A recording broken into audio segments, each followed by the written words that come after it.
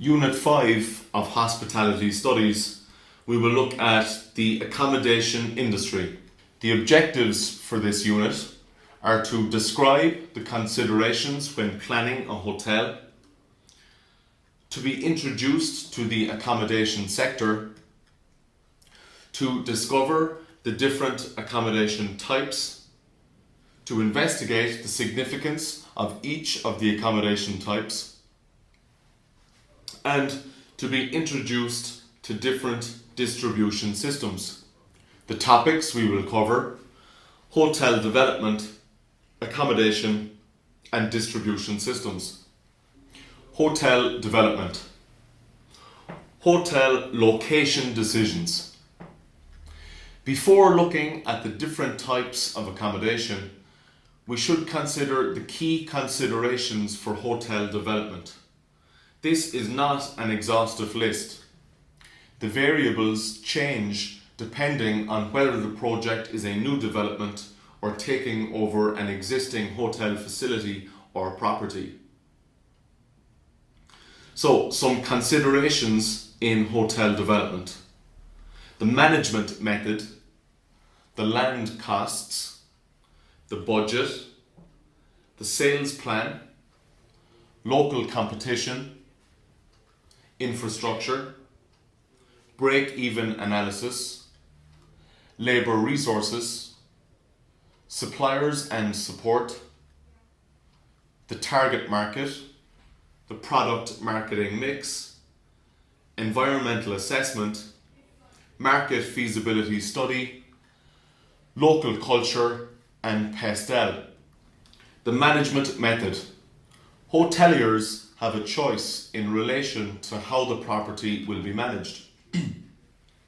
This could include self-managed and owned by the hotel, a management contract, a franchise, in most cases for budget level properties, and also outsourced from another specialised company. So, PESTEL: political, economic, social, technological, legal, and environmental. This follows on from PEST and STEEP analysis. Macro environmental factors that need research prior to the development of the hotel. If, for example, the destination is experiencing political unrest or economic instability, this may deter hotel developers from investing there. Land costs. Land costs will impact both on purchasing or renting the property. This will determine the size and allocation of space, particularly the balance between leisure areas, food and beverage service, and accommodation. Competition. Some academics say that it is not good to be the first or the last to enter a location. However, if the product is good, it can be successful. A full analysis of the competition is required prior to developing a hotel to ensure differentiation in one or more of the following areas: product, service, facilities, and price. The product marketing mix. In considering the area, decisions on the most suitable product, price, people and place and promotion need to be taken. The product is the physical product, design, branding, standards, aesthetic characteristics. Many multinational companies now consider the local environment. According to Guy, the slogan for the 1990s was "Think globally, act locally." This struck the balance between a global perspective and local markets' needs and desires. Price.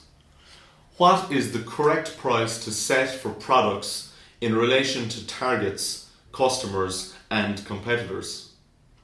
Butler defines price as the summation of all sacrifices made by the consumer in order to experience the benefits of the product. People, so qualified, skilled employees delivering consistent service. Place, How will the products be delivered? For example, through travel agents, a central reservation system, or the internet. Promotion. So methods the hotel will adopt to promote the property and its facilities to its target market. Infrastructure. This is the underlying framework of facilities and systems. For example, water, electricity, gas, transportation, and communication systems. Budget. A budget is a plan of forecasted revenue and expenses to assist managers in achieving targets. Sales plan. So the sales plan accompanies the budget, detailing how forecasted revenues will be achieved. Break-even analysis. How long it will take for the property to break even financially. Target markets. A clear plan of who the target markets are, how to meet their needs, how to reach, attract, and retain them. Labour resources. Staffing is such an important element of hospitality. Operators must consider the availability of skilled labour in the destination. Suppliers and support. The operator needs to ensure that there are good suppliers available who can offer quality products reliably and at competitive prices. Support for facilities is also critical to ensure that customers and employees are provided with a fully functional environment. Environmental assessment. Today, new hotel developers will employ a specialist to carry out an environmental impact assessment to determine how the development of a hotel may impact the local area environmentally. Culture. For developments overseas, hotel operators should consider local culture and incorporate this into product design and service. Market feasibility study.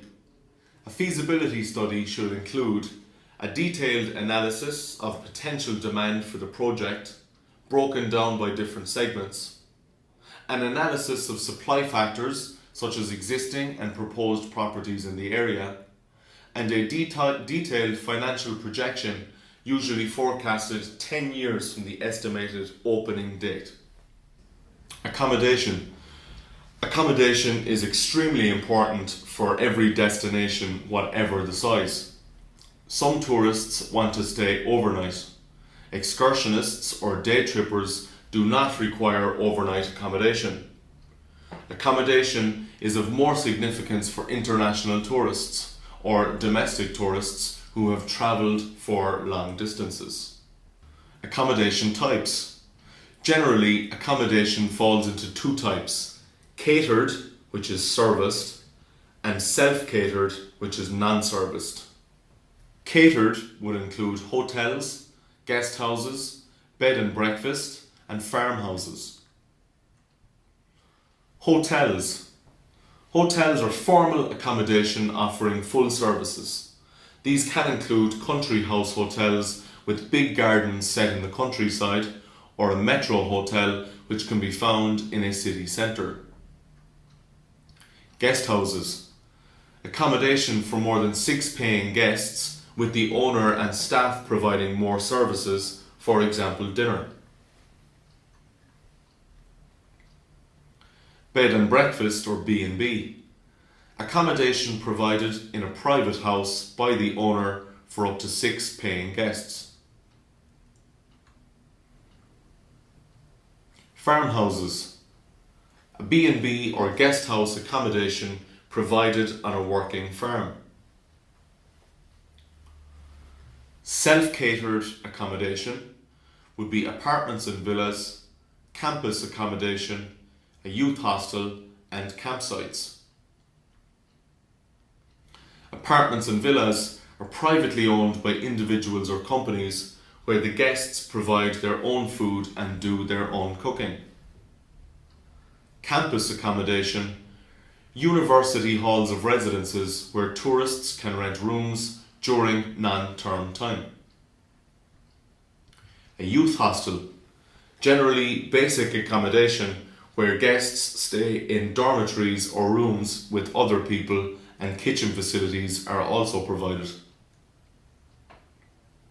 Campsites are privately owned land where tourists pay a nightly fee to pitch their tent or caravan, with washing facilities and electricity sometimes provided. Other types of accommodation would include timeshare. So tourists pay for access to an apartment for a set date over a number of years. So catered or serviced accommodation. Serviced accommodation generally involves the provision of a number of services, including food, laundry, guest services, room service, housekeeping, leisure facilities, concierge, and AV services for conferences and meetings. Catered accommodation would also include hotels, guest houses, bed and breakfasts, and farmhouses. So what is a hotel? Page and Connell say the hotel is among the most visible and easily identifiable subsector within the accommodation business. But there are a vast number of different types of hotel, each catering for different needs and segments of the accommodation market. Holloway identifies the hotel product is made up of 5 characteristics. Location, its mix of functions, which include its bedrooms, restaurants, public rooms, function rooms, and leisure facilities. Its image, its services, such as its level of formality, personal attention, speed and efficiency of its staff, and also its price. Business and conference hotels. Hotel development and location. Business and conference hotels began to develop near areas of large economic activity, such as capital and large commercial cities like London, to satisfy the needs of the commercial traveller.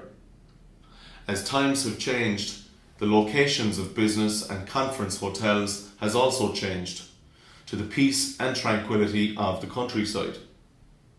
Therefore, many hotels have been established in large country houses. Country house hotels is what we call them, and these rural locations provide plenty of space for more leisurely pursuits such as golf courses, swimming pools and leisure facilities to satisfy the need to relax of stressed out executives. Resort hotels.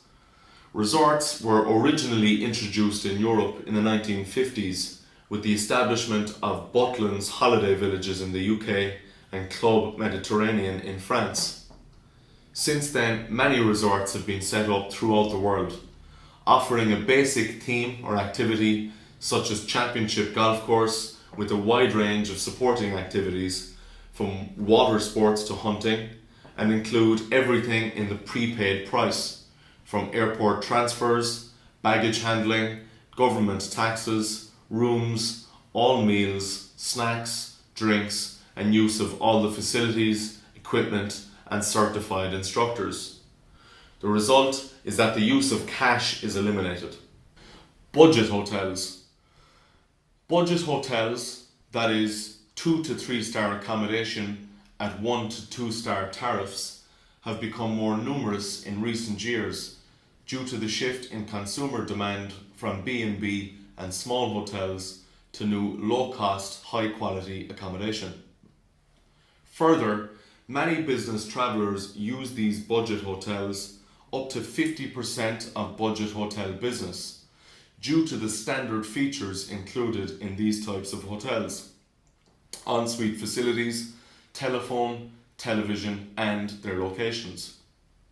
Many budget hotels are located on major transport routes such as motorways and near airports, but recently there has been an increase in budget hotels in city centre locations, such as Travelodge, which has expanded its portfolio in many UK city centre locations. Boutique hotels. These days, travellers are looking for more than comfort and convenience when it comes to accommodation. And with the dominance of the branded hotel chains, discerning customers are looking for products, accommodation products, that are less standardized. Conceived in the early 1980s, boutique hotels are more fashionable. Those who do not stay in boutique hotels are categorized as unfashionable and unhip. Guest houses, an establishment, licensed or unlicensed, which provides accommodation, meals, and sometimes other services for residents only. Guest houses are essentially people's homes which have been extended and adapted to accommodate paying guests and are a significant feature in many seaside towns throughout the UK. The product generally consists of the following characteristics: a warm welcome, comfortable facilities, an attractive location, satisfaction of perceptions of value for money, pride in preparing and serving good quality local produce, caring represented by the owner taking a personal interest in guests, and tailoring customer service to each individual guest's needs. We can call this a personal touch. Current issues and future trends. This subsector of the accommodation industry has suffered significantly over the past couple of decades for a number of reasons. The increase in cheaper package mass tourism holidays to sunnier countries in the Mediterranean such as Spain, Greece and Turkey. The increase in budget hotels offering a better standard of accommodation at a more reasonable price. The old-fashioned product of the guest houses, with many not adapting and updating their product to meet the needs of younger segments of the market. The image of a guest house is perceived as old-fashioned and only for older tourists. Bed and breakfasts, or B&Bs. Bed and breakfasts are an English phenomenon and can be defined as a renovated home, mansion or small hotel to spend the night and enjoy a full breakfast, which is included in the price of the room in the morning. Bed and breakfasts can be found in most countries, in many locations, both city and rural, but the traditional B&B is very common in many parts of the UK seaside resorts such as Brighton. Farmhouses. This type of accommodation has grown in recent years. Again, with the urbanites' need to escape the city plus the supply of rural accommodation from farmers, many of whom have diversified into leisure and tourism because of the pressures of traditional farming. Apartments and villas. These are privately owned by individuals or companies where the guests provide their own food and do their own cooking. Apartments are generally found in main tourist centres, particularly in large blocks.